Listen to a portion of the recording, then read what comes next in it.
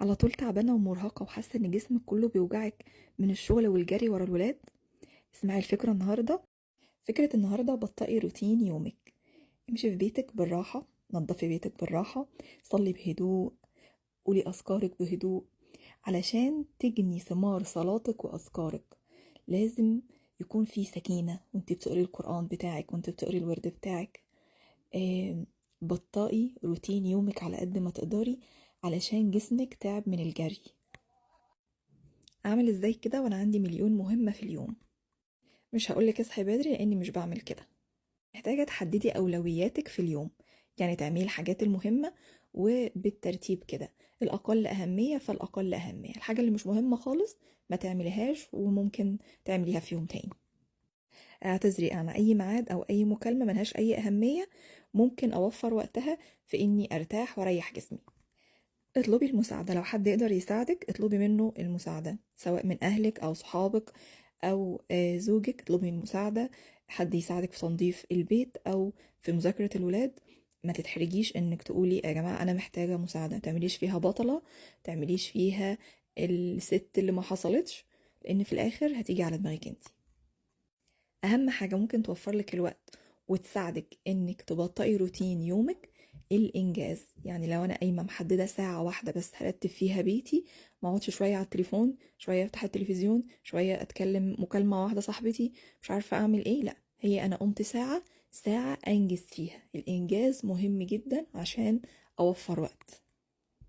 بطئي روتين يومك، اشربي قهوتك بهدوء، روقي بيتك بهدوء، ذاكري مع اولادك بهدوء علشان تقدري تجني ثمرات الحاجات دي.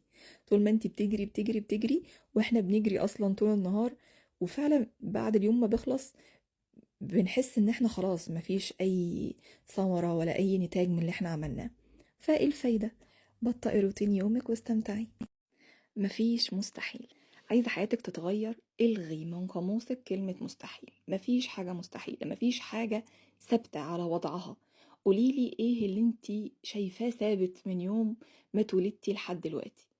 مفيش حاجة ثابتة. سبحان الله، ربنا جعلنا حتى فصول السنة والأيام بتتغير. ليه؟ عشان يعرفك إن مفيش حاجة ثابتة. حتى القلوب بتتغير، الحب بيتغير. في ناس كنا بنحبهم قوي، ملامحهم كانت حلوة قوي، وفجأة بعد مواقف ونزاعات ومشاكل ملامحهم ما عدناش بنقدر نبص فيها.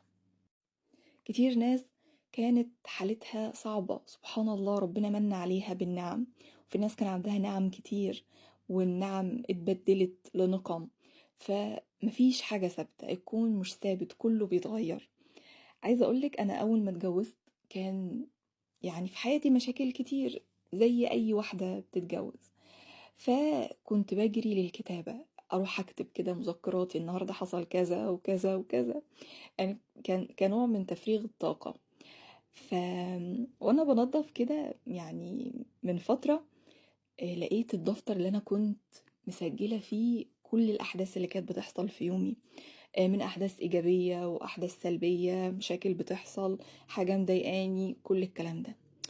فتحت الدفتر وقعدت اقرا كل الحاجات اللي انا كنت كاتباها. ايه ده؟ يا الله يا الله، ايه الحاجات اللي اتغيرت، ايه الحاجات الحلوة اللي حصلت في حياتي دي. سبحانك يا رب، مفيش حاجة ثابتة، مفيش حاجة. حاجات كانت ناقصة قدرت اشتريها، حد من الولاد كانت مذاكرته صعبة بفضل ربنا قدرنا ان احنا نتخطى الموضوع.